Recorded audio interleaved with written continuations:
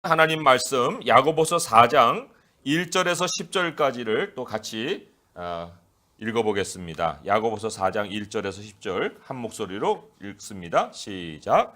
너희 중에 싸움이 어디로부터 다툼이 어디로부터 나느냐? 너희 지체 중에 싸우는 정욕으로부터 나는 것이 아니냐?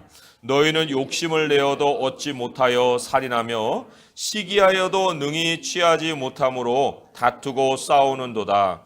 너희가 얻지 못함은 구하지 아니하기 때문이요 구하여도 받지 못함은 정욕으로 쓰려고 잘못 구하기 때문이라.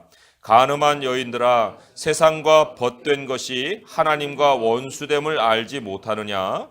그런즉 누구든지 세상과 벗이 되고자 하는 자는 스스로 하나님과 원수되는 것이니라. 너희는 하나님이 우리 속에 거하게 하신 성령이 시기하기까지 사모한다 하신 말씀을 헛된 줄로 생각하느냐? 그러나 더욱 큰 은혜를 주시나니 그러므로 일러스되 하나님이 교만한 자를 물리치시고 겸손한 자에게 은혜를 주신다 하였느니라. 그런즉 너희는 하나님께 복종할지어다. 마귀를 대적하라. 그리하면 너희를 피하리라. 하나님을 가까이 하라. 그리하면 너희를 가까이 하시리라. 죄인들아, 손을 깨끗이 하라. 두 마음을 품은 자들아, 마음을 성결하게 하라. 슬퍼하며 애통하며 울지어다. 너희 웃음을 애통으로, 너희 즐거움을 근심으로 바꿀지어다. 주 앞에서 낮추라. 그리하면 주께서 너희를 높이시리라. 아멘.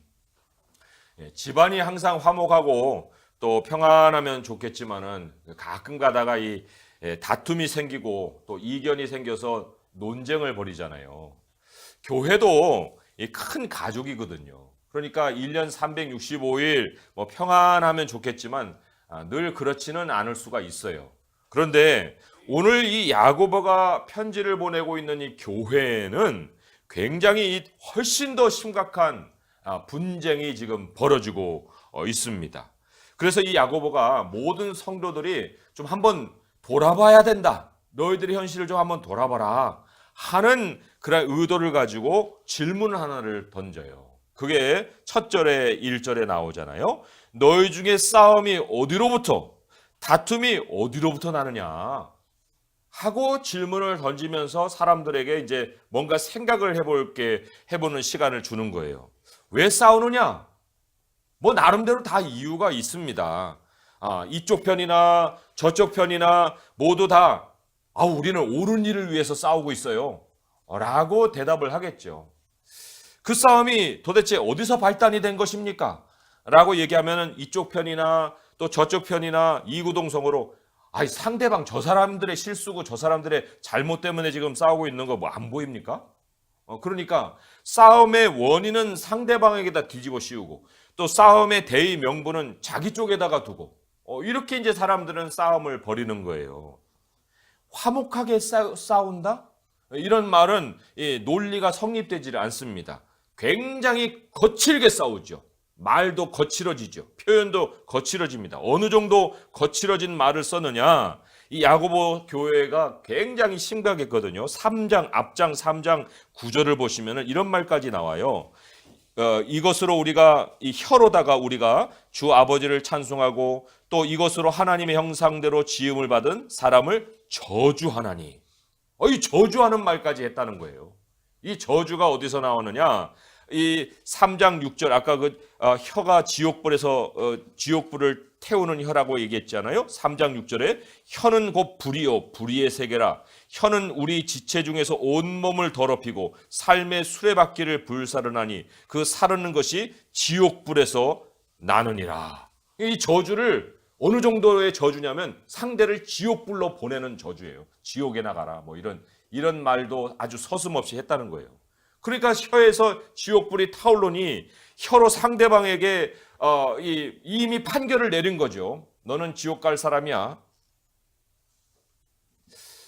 내 말이 거칠고 내 말이 강할수록 내가 주장하는 의의가 더 옳게 보일까요?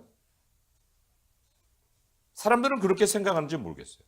근데 야고보가 1장 20절에 뭐라고 얘기하냐면 사람의 성내는 것이 하나님의 의를 이루지 못함이니라. 성내 갖고는 의를 이룰 수가 없다는 거예요. 자기가 하나님의 뜻을 대변하는 듯이 소리를 질러대면서 그냥 상대방에게 그냥 질타를 하지만, 분노라는 것은 독을 뿜는 것이지 나의 의가 나오는 말이 아니라는 거예요. 나의 의를 표현하는 것이 아니다. 절대로 아니다. 예수님은 사람이 의를 이루는 방식이 오히려 박해를 받는 거라고 그랬어요. 그잖아요? 말로 상대방을 짓눌러서 의를 이루는 것이 아니라는 것입니다. 산상수훈에 이렇게 말씀하셨잖아요. 의를 위하여 박해를 받는 자는 복이 있나니 천국이 그들의 것입니다. 야고보서도 마찬가지예요. 야고보서 5장 6절을 가시면은 거기에 이렇게 기록을 했어요. 너희는 의인을 정죄하고 죽였으나 그는 너희에게 대항하지 아니하였느니라. 한 사람은 막 짓눌러서 말로다가 그 사람을 굴복시키려고 하고, 근데 의인은 거기에 대해서 항변하지 않고 대항하지 않았다, 그런 얘기예요. 언쟁을 벌이는 의인, 이런 거는 없다는 거예요. 싸우고 다투는 의인, 이런 것은 모순이에요. 성립할 수가 없어요. 더군다나 복수하는 의인, 이거는 이단이나 찾아가 볼 수 있는 그런 얘기예요. 그러면 도대체 싸움이 왜 벌어지느냐? 다툼의 원인의 근원지가 어디냐? 발상지가 어디냐? 제공자가 누구냐? 할 때 성경은 우리에게 분명하게 얘기합니다. 싸움의 원인은 외부에 있지 아니하고 다툼의 원인은 바로 그 사람 내면에 있다. 그거예요. 1절에 그래서 얘기하잖아요. 어디서 나느냐 했고, 너희 지체 중에 싸우는 정욕으로부터 나는 것이 아니냐. 너희 지체로부터. 이게 뭐예요? 한 사람의 몸에는 많은 지체들, 많은 부분들이 있어요. 베드로 사도는 베드로전서 2장 11절에 이렇게 얘기했죠. 영혼을 거슬러 싸우는 육체의 정욕을 제하라. 그러니까 우리 안에 영혼도 있고 육체도 있는데 이게 막 갈등을 빚는 거예요. 우리 안에서 막 뒤집어지는 거죠. 몸의 여러 부분들이 자기가 원하는 것을 추구합니다. 야, 이거 재밌겠어.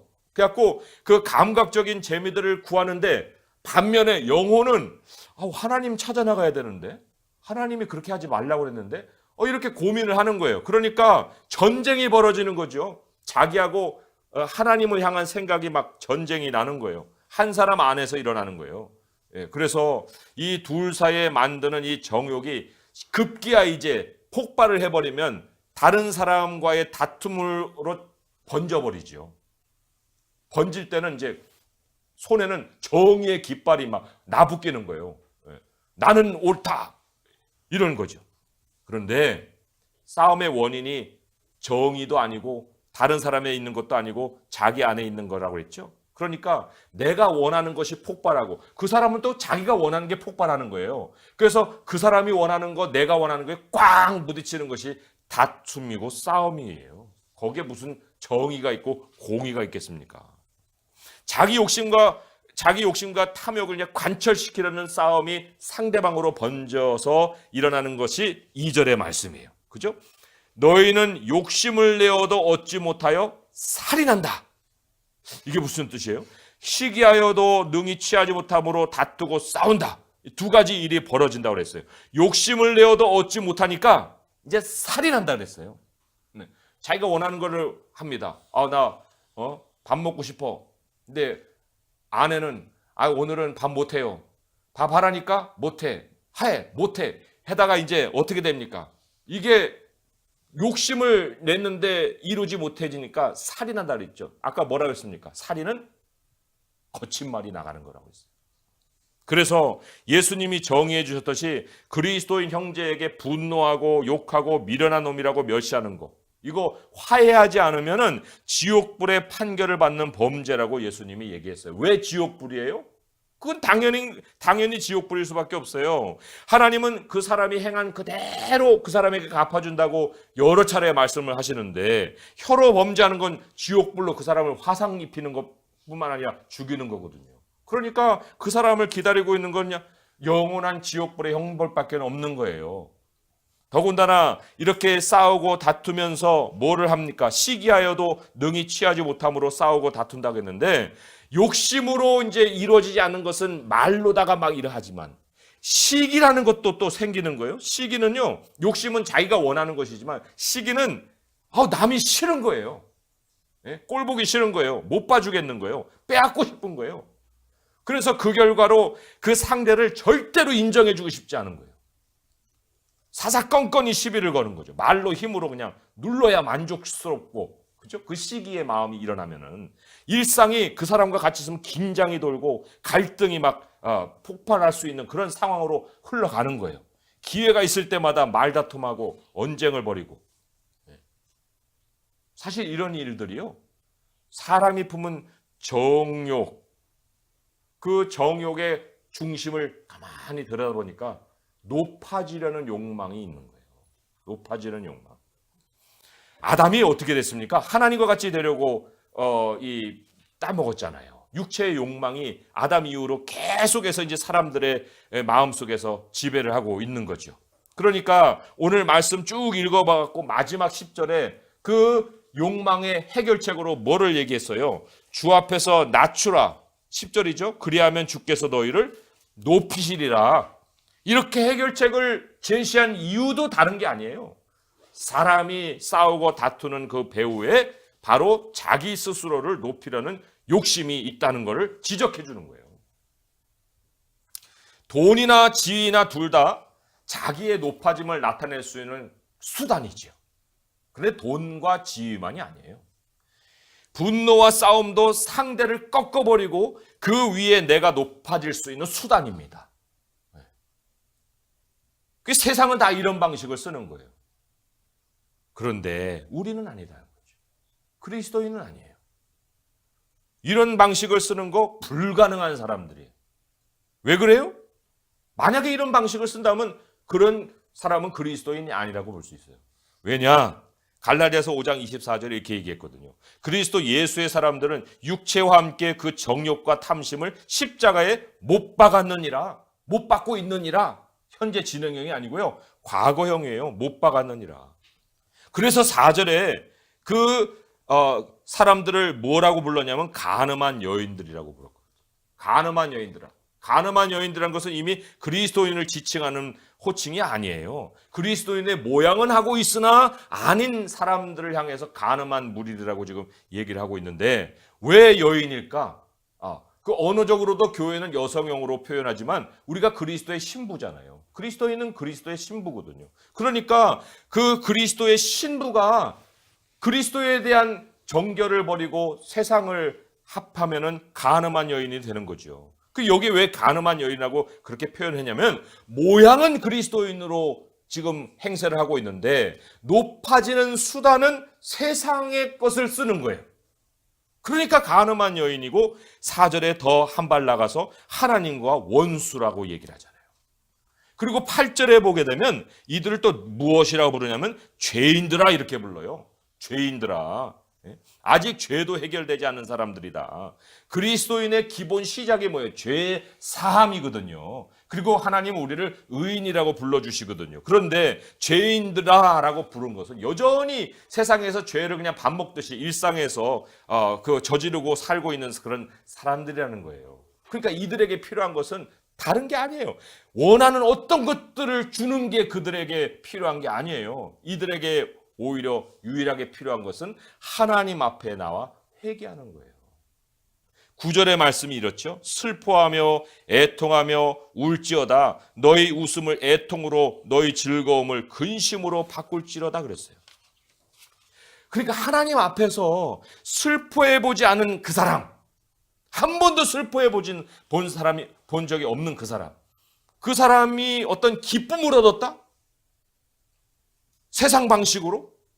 그거는요, 자기 욕심으로 이룬 한여름밤의 꿈이에요. 잠깐 있다 사라지는 안개 같은 기쁨이에요. 그 값싼 웃음이 잠깐 있다가 이제 사라지잖아요? 그러면은 길고 기나긴, 슬피 울며 이를 가는 그 세월이 찾아옵니다.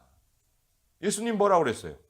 애통은 먼저 오는 것이지 나중 오는 것이 아니라 그랬거든요. 애통하는 자는 복이 있나니 그들이 위로를 받을 것이라.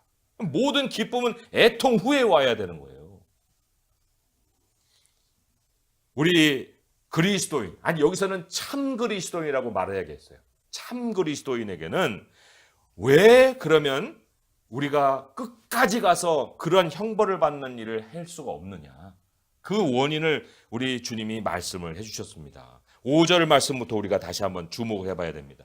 5절의 말씀 보면 너희는 하나님이 우리 속에 거하게 하신 성령이 시기하기까지 사모하신다 하는 말씀을 헛된 줄로 생각하느냐. 네? 우리가요 다툼에 빠질 수가 있어요. 뭐 우리라고 보고 무슨 완벽한 사람들이에요? 싸울 수 있어요. 싸움에 휘말릴 수가 있습니다. 그런데 그때 성령의 마음이 강하게 느껴지는 거예요.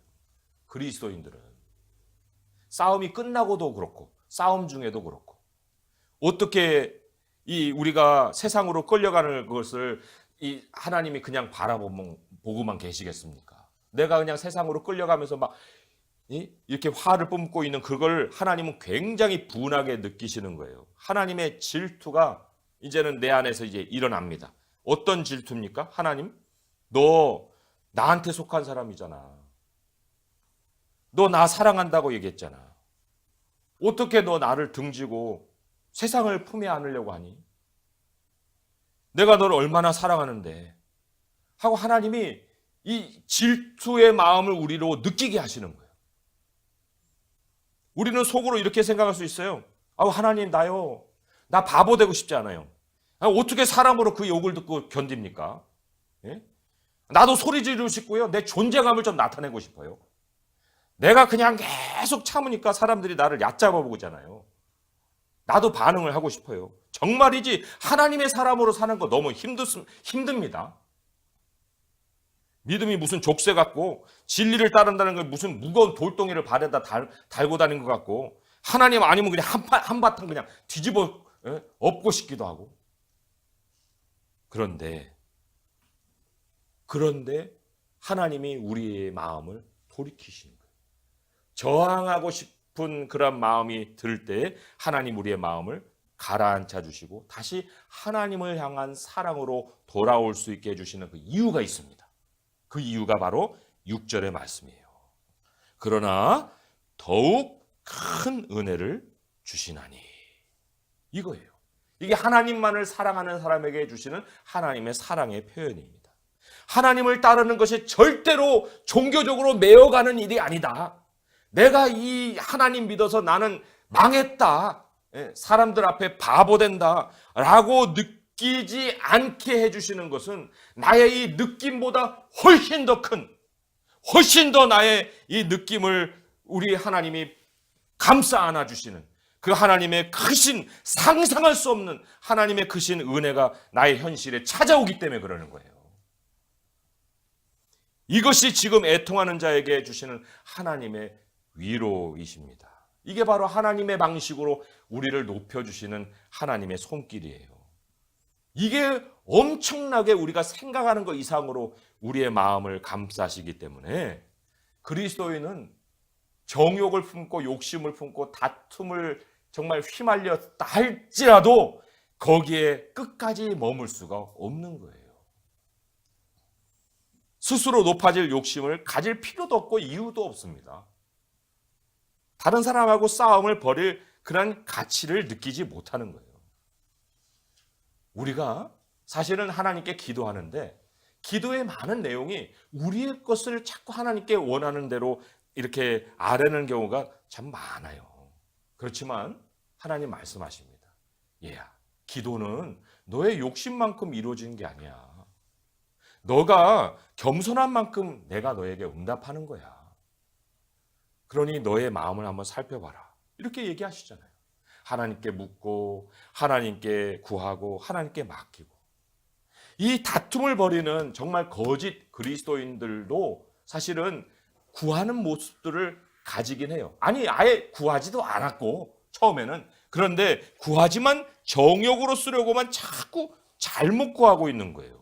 기도가 없지만 있다 해도 자기 욕심을 이루는 수단으로만 자꾸 사용하는 것인데 하나님은 우리가 그렇게 나오는 걸 원치 않으신다는 거예요. 하나님만큼 이 세상에 생생한 현실이 어디 있습니까? 하나님은 살아계시는 분이잖아요. 하나님 때문에 일이 되기도 하고 하나님 때문에 일이 막히기도 하는 거예요. 어디 자기의 욕심으로 세상의 일이 다 벌어진다고 생각할 수 있습니까? 그 하나님의 영이 우리 속에 거하고 있는 것이 그리스도인인데 어떻게 세상이 우리를 무시하고 자기들의 일을 벌일 수가 있겠냐는 거예요. 우리를 절대로 간과할 수가 없고 우리를 절대로 멸시할 수가 없어요. 죄인들 아무리 분노로 날뛰어 보라고 하세요. 그들의 마지막은 바로 하나님의 발 앞입니다. 하나님 앞에 꿇어 엎드리는 것밖에는 남는 것이 없는 거예요.